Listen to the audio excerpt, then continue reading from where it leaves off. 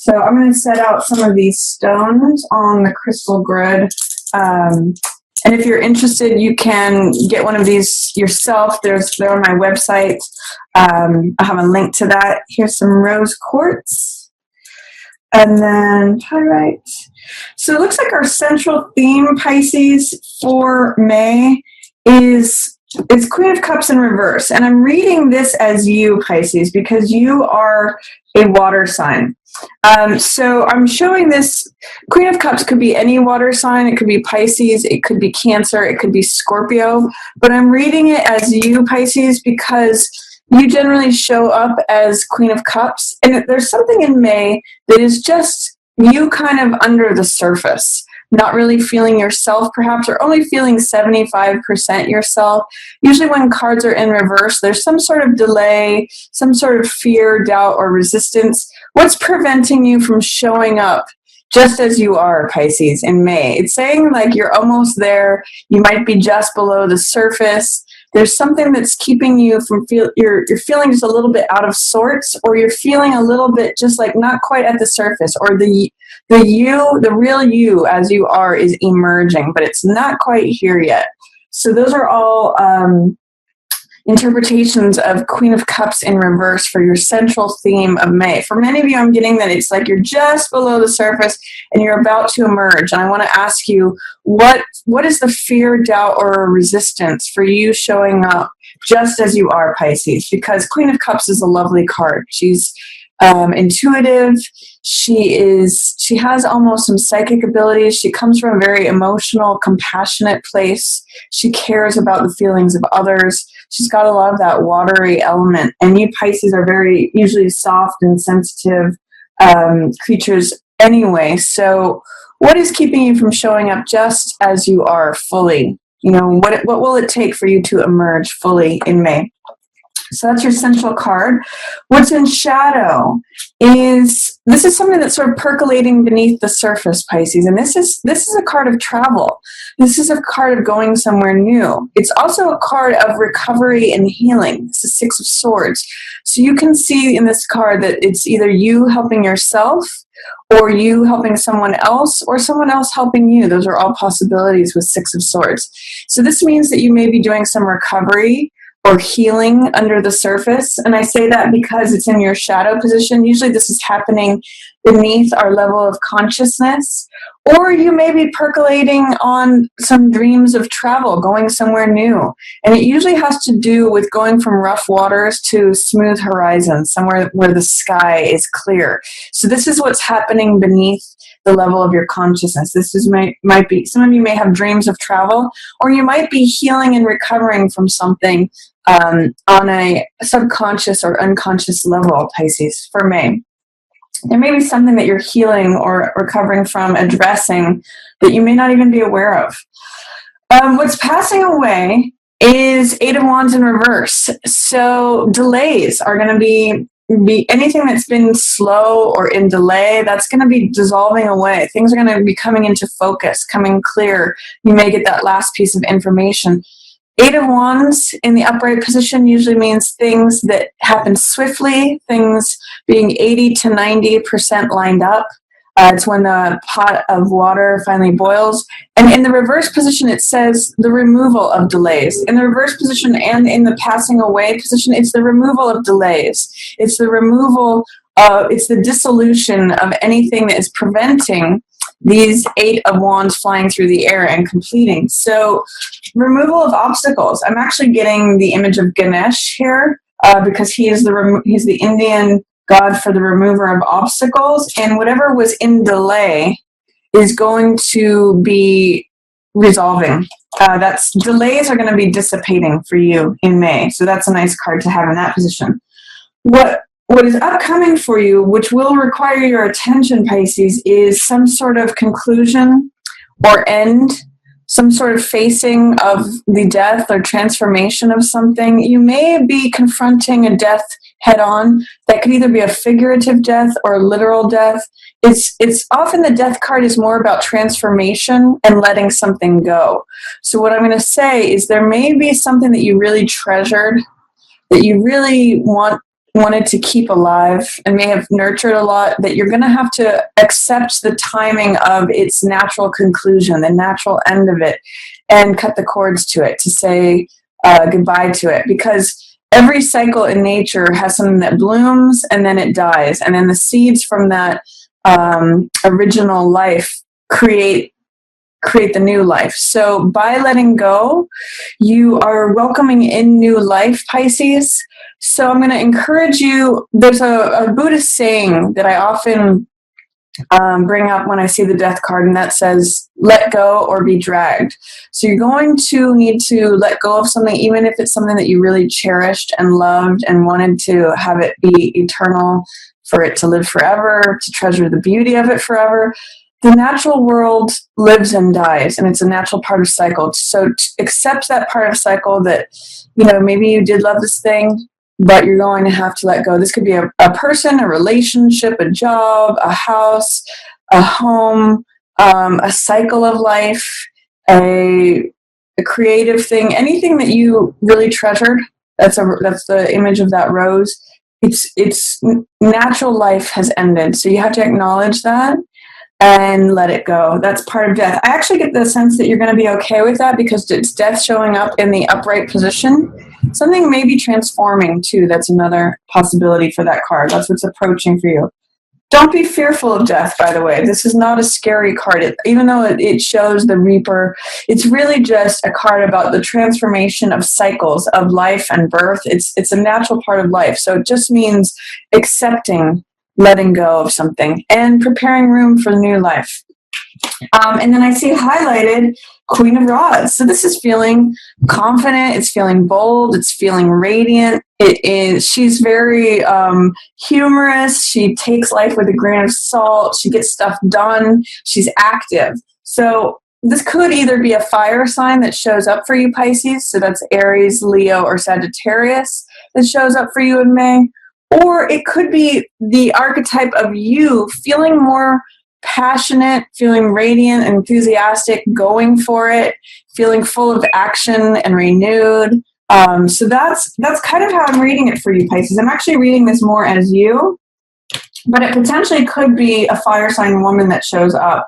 If you're male, this could also be you as the Queen of Cups or the Queen of Rods, either way, but she's really a master of her emotions. If you're feeling out of sorts in May, or in a funk, or just not fully yourself, you may be emerging, and this active, I'm going to say get active in May, because Queen of Rods, she's full of energy. She's full of vitality. So embrace that energy. She may also represent a new life that comes through once you address letting go. There might be some sadness here in the acknowledgement of having to let go of something, but what's waiting for you also is Queen of Rods. It's like coming into your own courageousness, your own boldness, your own energy, vitality, radiance. So that's really good energy, Pisces, for me. For week 1, we have 7 of coins in reverse. So this means having a hard time with being patient about something. If week 1 has found you being impatient, that's kind of what 7 of coins in reverse can be. 7 of coins is about assessing something, waiting for the vines to ripen, or the fruits on the vine to ripen, waiting for the right time for something. Assessing, taking stock of the situation, seeing if what you're planting is reaping the rewards that you want. It's assessing your return on investment. So it's saying, do you want to continue taking the same action and reaping the same reward? When this is in reverse, it may mean that you're having a hard time being patient or assessing something, or you're just sort of plowing through regardless of what the outcomes are. So when this card comes up in reverse, I'm going to say really take time to exercise patience. Take a step back and take a look at things. Take a step back to get some perspective, and it may help you assess things by changing, just instead of being in the thick of things, to take a step back and look at it from an objective point of view, to really assess your return on investment, if you want to continue planting the same crop and getting the same results or not. But especially with it in reverse, it's saying, be patient. things take time to develop. You may not be able to harvest things right now. You may not get the results you want right now because things are growing, things are sweetening. It takes time for the sun to hit all of those fruits on the vine, and they'll be ready when they're ripe, when they're ready. So patience is the first. For the first week of May, you may need to take some extra care to be patient and just reassess things, step back and get a different perspective to say, okay, do I want to continue doing what I'm doing and the way that I'm doing it? For week 2, it's a really fun week for you, Pisces. This is 3 of Cups, which is celebration, festivities, being surrounded by like-minded people. So that could be friends or family. And it means surrounding yourself with people who are your tribe. So it's a real card of socializing, of parties, of raising the glass of life, and drinking from it and celebrating, being thankful. Participating, it can be creativity. Sometimes when I see this card, I think of music, table, wine, food. It's got a lot of Venus energy to it. So it's celebration. It's really like, go out and have fun, Pisces, second week of May. Go out and hang out with your friends, hang out with your family, hang out with your like-minded people, and celebrate life. It's time to cherish that. It's a really fun card. For week 3, we have 2 of Cups in reverse. So this is something about relationships being a little topsy-turvy. There's 3 cards in reverse here. So delay, patience and delay, interesting, may apply to your relationships. And I'm getting, for some of you, good things come to those who wait. Or that if you may be going through a patch in your relationship, if you are in a relationship, that your current one may be in delay or topsy-turvy, but it may be worth it to ride it through. It may be worth to exercise some patience. When this is in the reverse position, you're having a hard time being open, sharing, being vulnerable, or there may be some difficulties with your partner or in your relationship to relationships in general, maybe having difficulty being patient in getting a partner or having a partner. Just take a deep breath in week 3 of May, Pisces, because 2 of Cups is showing up for you. That is open-hearted sharing of heart's energy. It just may not be showing up the way you think it is. It may be in shadow. You may be having a difficult time seeing it, but it's there for you. So I'm going to say ride out the rough patches, have patience with your partner and with yourself, and remember that good things do come to those who wait. Try to see that this card is here for you. Try to uncover whatever may be covering it, because it's showing up for you here. There's usually some doubt, fear, or resistance when a card shows up in reverse. So what doubt, fear, or resistance can you remove from yourself to allow this 2 of Cups energy to come through? There's a quote by Rumi that says, our job in love is to remove all of the blocks inside ourselves, to open ourselves to love. That's not the exact quote, but it has that basic meaning. So your job, week 3 of May, what are any blocks inside yourself that are that you can remove to receiving this love, to welcoming this 2 of Cups energy?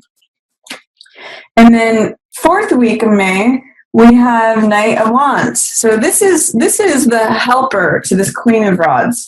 Usually the Knight works in service for the Queen, or it can be mother-son energy. So this could be a fire sign, again, Aries, Leo, Sagittarius for 4th week of May.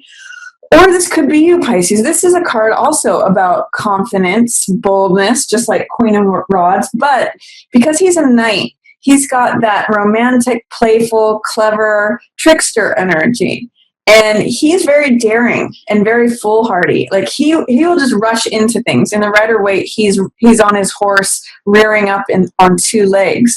So when this card comes, it says, like, be daring, be courageous, be adventurous, but don't go overboard. Don't be cocky or arrogant, because that's the low side of Knight of Rods, is that he can be a little too brazen, a little too arrogant, a little too leaping before he looks.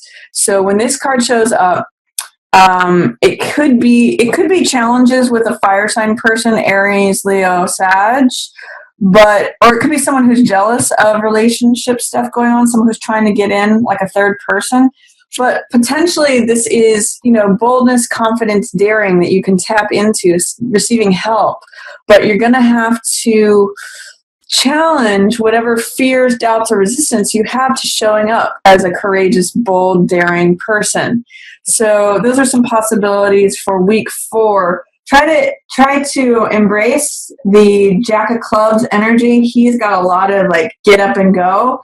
What's preventing you from doing that, Pisces? What's preventing you from being courageous, bold, daring? That's definitely featured for you here. Maybe you're afraid of being, that's something I'm getting for some of you, is that you're afraid of appearing too cocky or arrogant. I'm going to encourage you to embrace Queen of Rods and Knight of Rods energy. That might get you out of any funk that you might be in, or not showing up fully as yourself, Pisces.